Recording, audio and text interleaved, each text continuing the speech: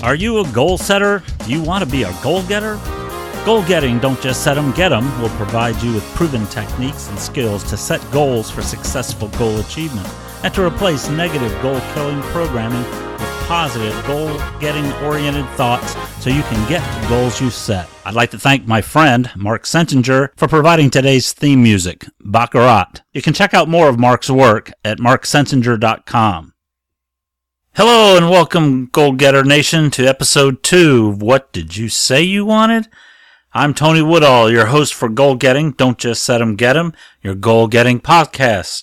Today we're going to be learning step 1 in the 9 steps to successful goal achievement, part of the Goal Getting, Don't Just Set 'em, Get 'em program. I've created an ebook for you outlining the 9 steps to successful goal achievement, and you can grab your own copy over on our website, goalgettingpodcast.com, by clicking on the button or type in goalgettingpodcast.com/ebook to pick up your copy. In episode 0, we learned about the 3 critical concepts of goal setting. We talked about the first concept that I call the what, which is specifically, what do you want to achieve? We talked about the first concept, and we discussed that it is important to know what we want to achieve. Where do we want to go in our goal setting journey?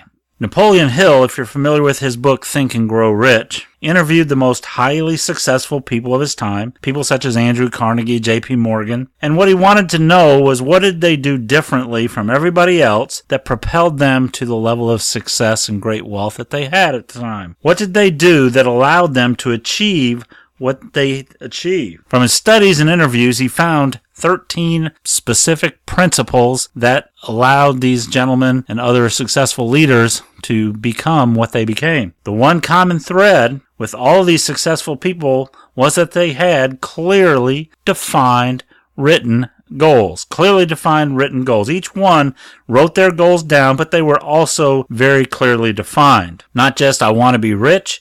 Not just, I want to make a lot of money, or not that I want to be famous. They were clearly defined. Each one knew very clearly where they wanted to go. Speaker and author Mark Victor Hansen, the author or co-author of Chicken Soup for the Soul, believes and states that that time has proven the 2 most important of these laws and principles, or two of these principles to be the most important that are part of the Think and Grow Rich 13 principles, and that is, number 1, the mastermind principle process, and number 2, know very clearly where you want to go. And that's the clearly defined written goals that we're talking about here. They knew exactly what they wanted to do. So if you've read any other books about current leaders from today, not just those back in Napoleon Hill's time, but if you've checked out books and checked out people who are very successful today, they all have clearly defined written goals.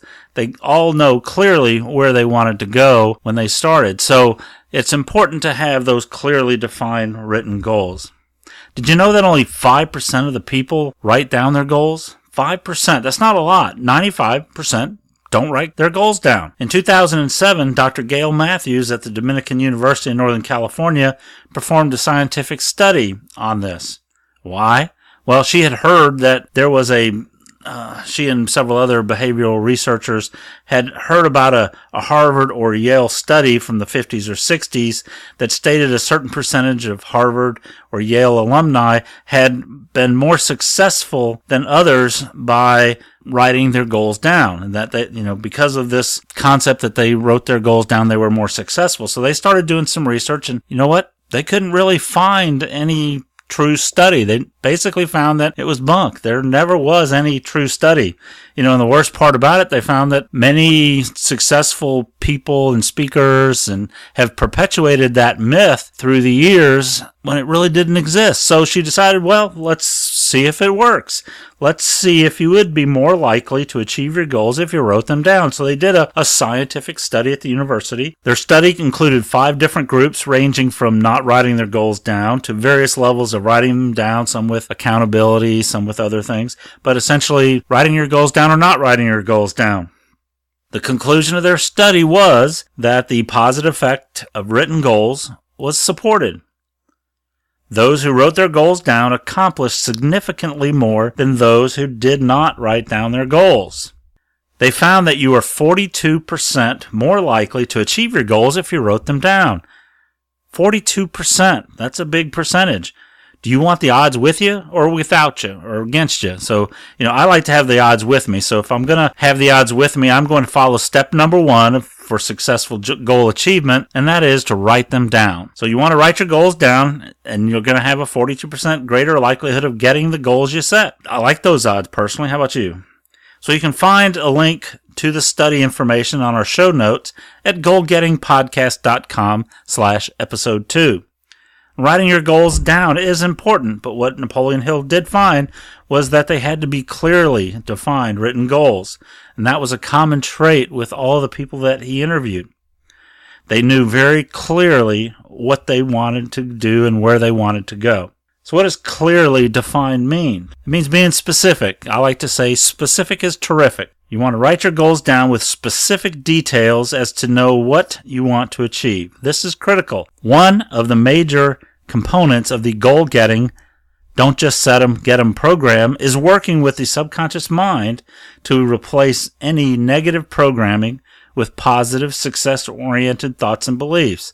So creating specific, clearly defined goals allows the mind to understand exactly what we want to achieve.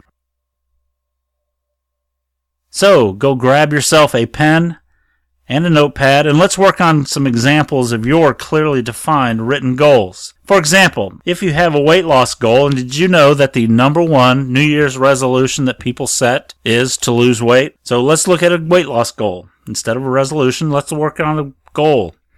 You might write something like this. When I wake up on May 1st of next year, I will step on the scale and be excited to see that I now weigh 185 pounds.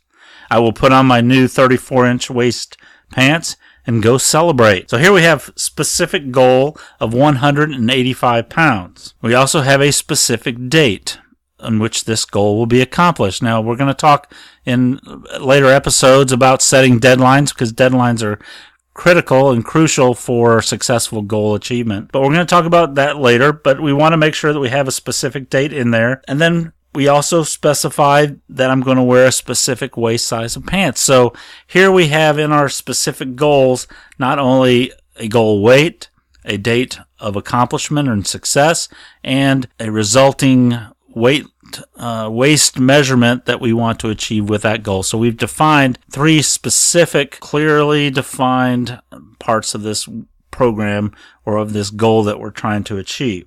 If maybe you have a project goal of some sort, maybe you want to remodel your home, you might write something like this. You might write, I will complete the renovations on my kitchen on March 12th of next year without incurring any additional debt.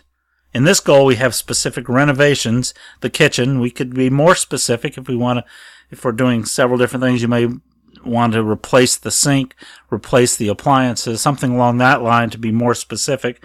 But we've got a specific task or part of the goal that we're going to be doing. We have a specific deadline, an end date of when we want to accomplish this goal. And then in this particular goal, we also have the goal, it could be a separate goal, to not incur any additional debt. But that's a very valid part of this goal that I have to achieve. I could go out and blow the wad and purchase all new equipment or all new cabinets, whatever it takes to, do it. And then I really didn't set, exactly what I wanted for this. But here I've set specific goals. I wanted to remodel my kitchen by a given date and not incur any additional debt. So those are very specific goals that we've set for ourselves in there. Goals are very similar to projects in a business type sense. If you work in business and you set business related goals for certain tasks, or if you're like doing software development or implementing a certain software solution, you might have goals set for that. These goals in this project can develop what's called scope creep. And I don't know if you've ever heard the term scope creep, but I've run across it many times in my careers. That happens when you have a project that hasn't been fully defined and agreed upon. So there never has been a clearly defined goal for this project. And what happens is things start getting added onto the project. time starts slipping away. You start creeping into more money, more costs, more resources, and things not even getting accomplished. So, sometimes that goal or that project may fail. And I think the odds, they say, projects fail 40% of the time. Anyway, so goals are very similar to projects. So step number 1 to successful goal achievement is to write it down. So you want to make sure that you write your goals down. But when you start to set your goals, write them down and be specific. Clearly defined written goals. Make your goals as specific as possible. Remember, clearly defined written goals will help you know clearly where you want to go. And that's one of the principles that Napoleon Hill found to be a great trait with all of these successful people of his time. And it's also a successful trait for many of the people that are successful today. So make sure your goals are specific as possible, clearly defined written goals. So thank you so much for listening to Goal Getting, Don't Just Set 'em, Get 'em, your goal getting podcast today. You can find us at goalgettingpodcast.com, on iTunes and Stitcher. Go check out the show notes at goalgettingpodcast.com/episode 2.